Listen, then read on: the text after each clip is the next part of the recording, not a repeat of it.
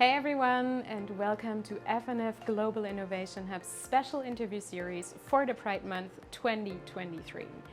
In this interview series, we talk about the topic of LGBTQIA+ representation in Taiwan's political landscape. And therefore, we invited 4 inspiring changemakers from the field of politics and civil society organizations to talk with us about this topic. We wanted to know from them what is the current development in Taiwan in regards of LGBTQIA+ representation in politics, what are existing challenges, and what are they doing to work towards a more diverse society here. In this episode, we talked to Joyce Teng. She is the Executive Director of Taiwan Equality Campaign, and their organization focuses very much on eliminating all forms of gender inequality in Taiwan and making it a more diverse society. Hi, I'm Joyce Teng. I'm now the Executive Director of Taiwan Equality Campaign. Taiwan Equality Campaign was previously known as Marriage Equality Coalition Taiwan. We're an organization, we're kind of an alliance composed by 5 different gender NGOs and to fight for Taiwan's marriage equality. And after Taiwan legalized same-sex marriage in 2019, and we transformed and registered as Taiwan Equality Campaign. So we're now aiming for more different equality campaign, like for policies. So that's what we do now. We do more advocating work for Taiwan's LGBTI community, and also we're trying to build up the communication with the international civil society. And for Taiwan Equality Campaign, we're not only doing many advocating work, we also do a lot of research. Like annually, we will do public attitude survey and to know how Taiwan's society became after legalizing same-sex marriage. Will people become more friendly to LGBTI, and also how's people's attitude toward more equal rights issue. In Taiwan, we calculate there are more than, it's about 13,000 public seats to be elected. Like for regional, like village, chair of village, or representative for some smaller district, or city or county councilor, city or county mayor, and even legislators or the president. So including all the seats, it's about 13,000, but currently in Taiwan, you can know like only 2 openly out LGBT community person be in those seats. So the representative, it's very, very low. That's how we should and also want to try to improve, because in Taiwan, people will say Taiwan is in a leading position, but when we look in the political field, it's not the situation. I think I didn't participate LGBTI movement at the first. Like when I first stepped into social movement, actually I stepped into land, fighting for land's right, like to fighting for families' lands. And I think from the beginning to now, my belief would always be to have equality for everyone. So that's how we're still doing this kind of things, because we believe everyone should have the totally divine right to do or to choose how their life can be.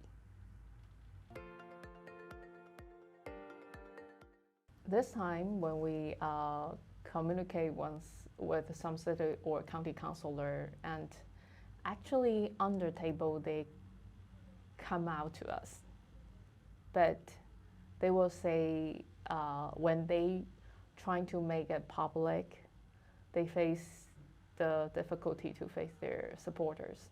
The supporter may also know their sexual orientation, but also still support them, but ask them to not reveal themselves.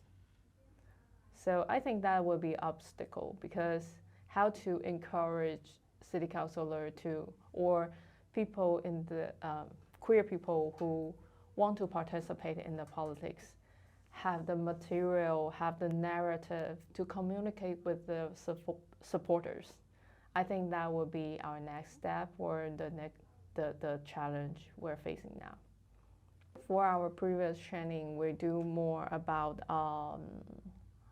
how do you communicate with the voters, like more general public, but how to communicate with your supporters.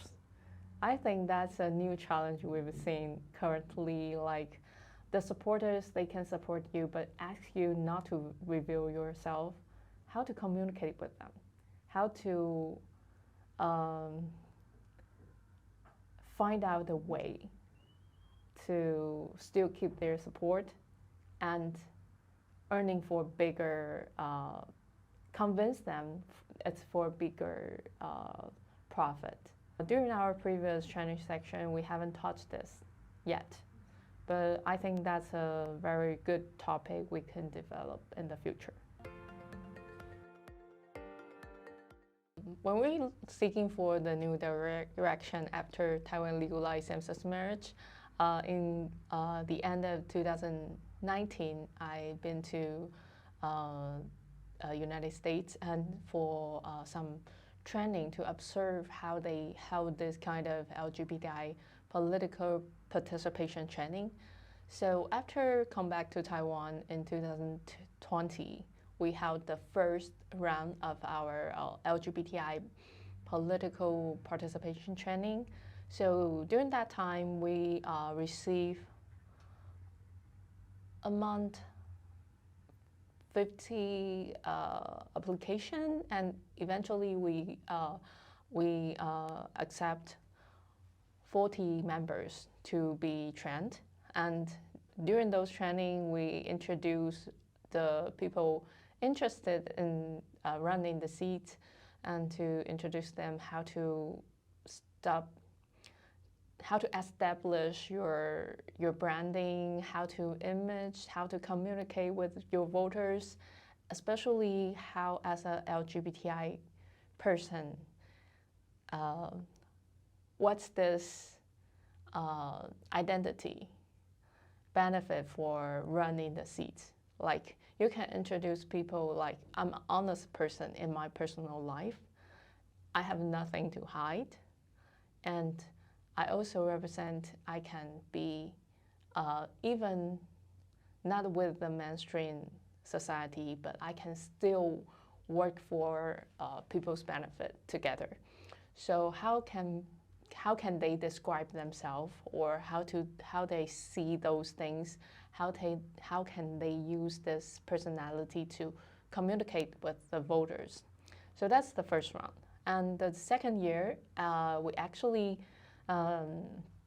aiming for the previous participant to have the advanced training, and to improve and to invite them to have more detailed thinking about running, about election.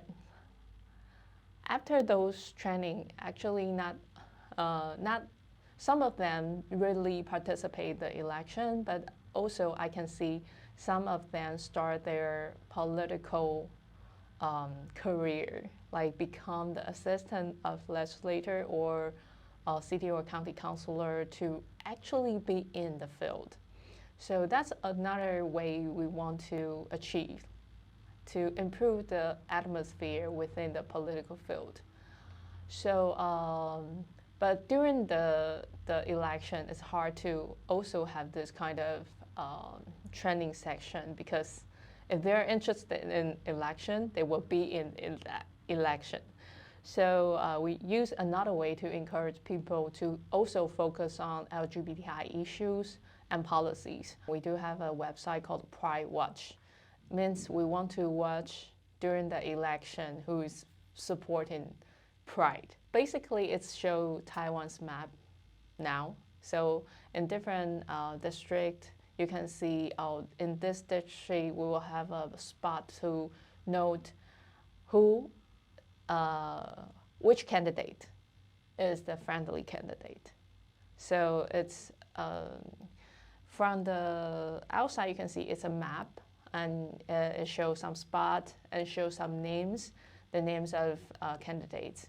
But actually it's a voters guideline, so voters will know which candidate is friendly, and if they want to support this issue, that's the person they can vote for. Because we need true democracy. I mean, true democracy is everyone's voice can be heard, no matter what, no matter how. There won't be any excuse. I can personally support, but the society is very conservative. It's not our culture, so you cannot be seen, so you cannot be heard. I think we believe in true democracy is that everyone's voice deserves to be heard.